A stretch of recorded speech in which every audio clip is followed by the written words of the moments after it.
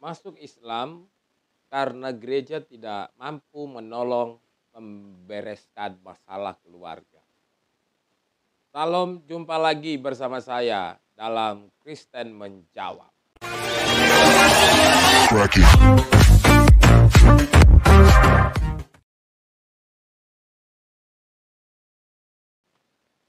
Perempuan ini dulu bergereja di gereja GBI. Katanya seperti itu. Dulunya dia orang yang berasal dari Muslim, setelah menikah ikut jadi Kristen, ikut suami, sempat katanya melayani jadi aser dan juga melayani di KUL, seperti itulah, di komunitas of love atau di persekutuan.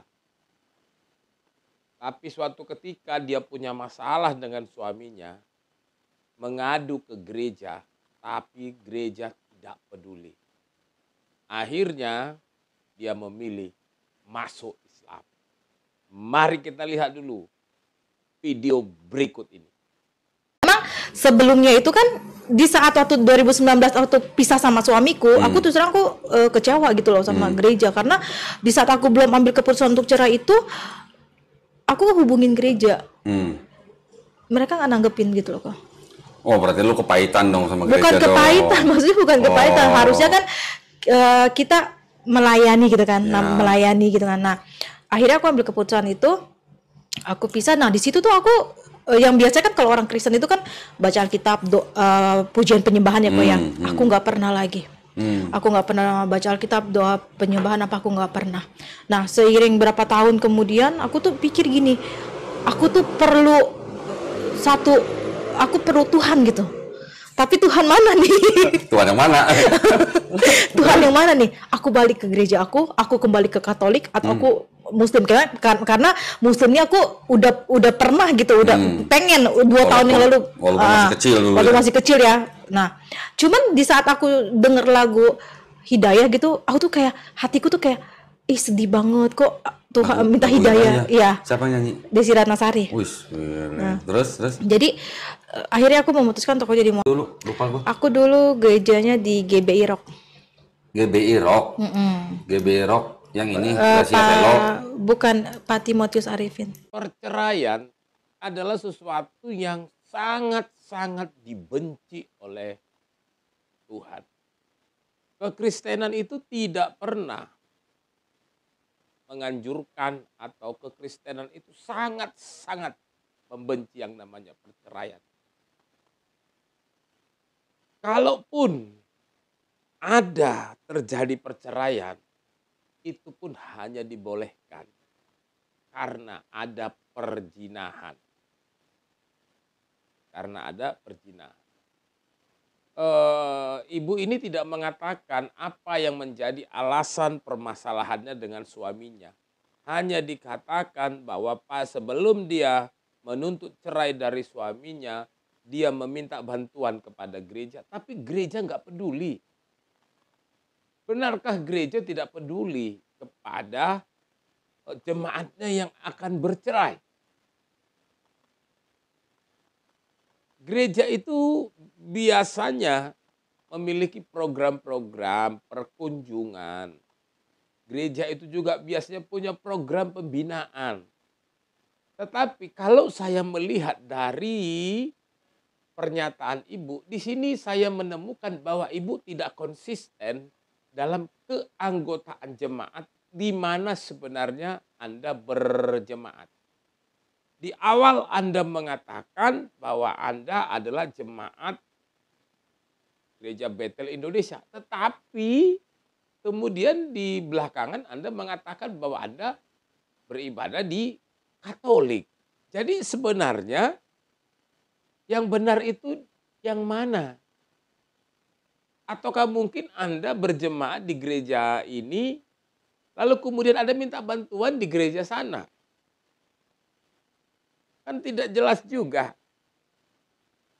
Tapi biasanya kalau ada anggota gereja yang bermasalah,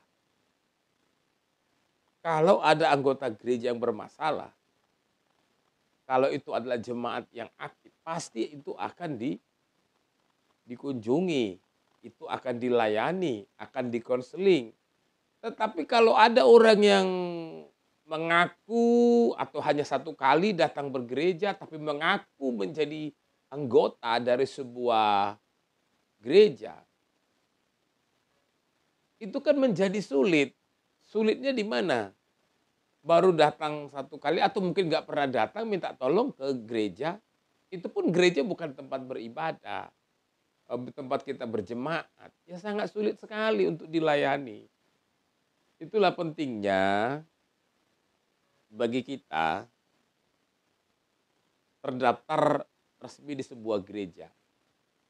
Tetapi kalaupun misalnya dalam sebuah rumah tangga ada permasalahan antara suami dan istri, sehingga itu kemudian mengancam kepada perceraian.